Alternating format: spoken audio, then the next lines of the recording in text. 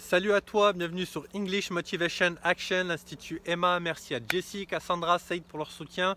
Alors c'est la vidéo numéro 22, c'est la dernière de la série numéro 2.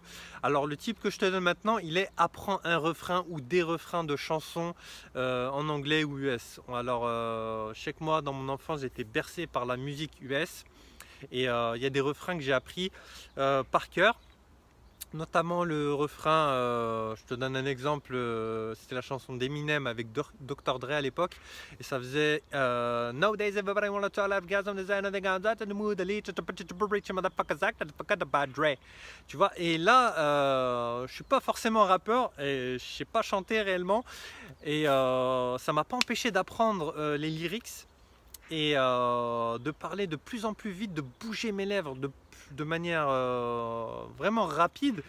Et de cette manière-là, mon cerveau a intégré le fait que je pouvais bouger mes lèvres à cette vitesse-là et ma langue également, et que je pouvais parler vite. Alors, quand tu apprends l'anglais, l'objectif c'est pas de parler vite nécessairement. Tout dépend de ton débit de ta langue natale. Si tu parles lentement français, je pense pas que tu vas débiter en anglais et vice versa. Donc n'essaye pas de parler vite. Vraiment, parle d'une manière normale en fait, hein. Essaye de faire le moins d'erreurs possible, enfin fais-en le plus possible, mais fais-en le moins possible dans le sens où essaye de faire des efforts pour en faire le moins quand même. Mais prends des risques également. Donc apprends des refrains, tu écoutes du jazz, du rock, du classique. Bon là ça va être un peu compliqué, mais si tu écoutes du R&B, etc., de la variété anglaise, du rock, enfin peu importe, tu apprends un refrain en anglais, voire des couplets. Moi par la suite j'ai appris des chansons.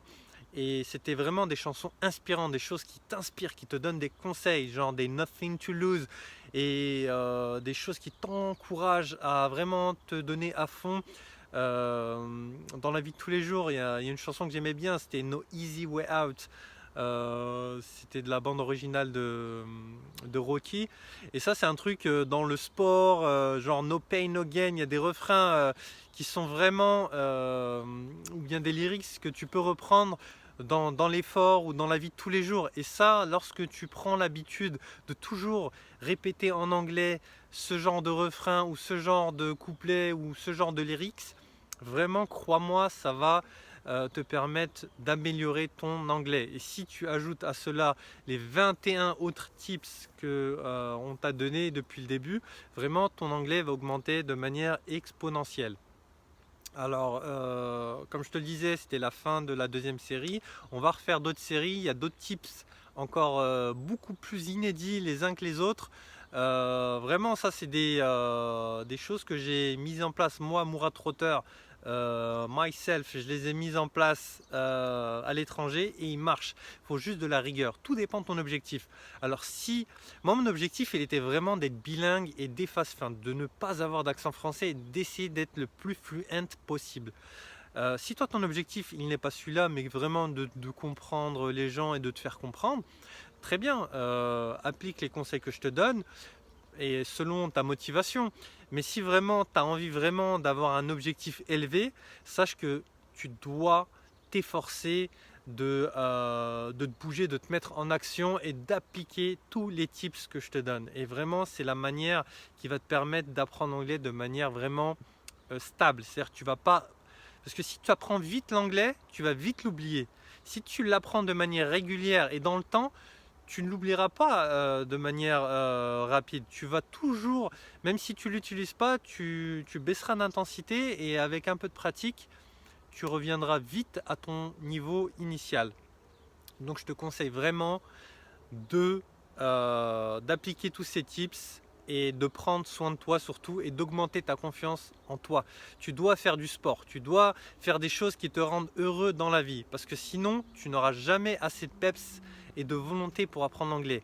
Donc tout est lié. Fais un travail vraiment de développement personnel et essaye d'être une meilleure personne au quotidien. Et dans ce développement personnel là que tu fais, il faut qu'il y ait un volet langue. C'est-à-dire que là en l'occurrence c'est l'anglais, mais si tu es passionné par d'autres langues, tu dois faire le même programme pour toutes les autres langues. Personnellement, je suis aussi passionné par l'espagnol. Donc c'est la même chose pour l'espagnol, peut-être un peu moins, mais voilà, j'ai un volet langue que j'essaye de mettre en place au quotidien. Je te laisse là, c'est tout pour moi, c'est tout pour nous. Merci à toi, n'hésite pas à liker, mettre des commentaires si tu le souhaites. Prends soin de toi et à bientôt.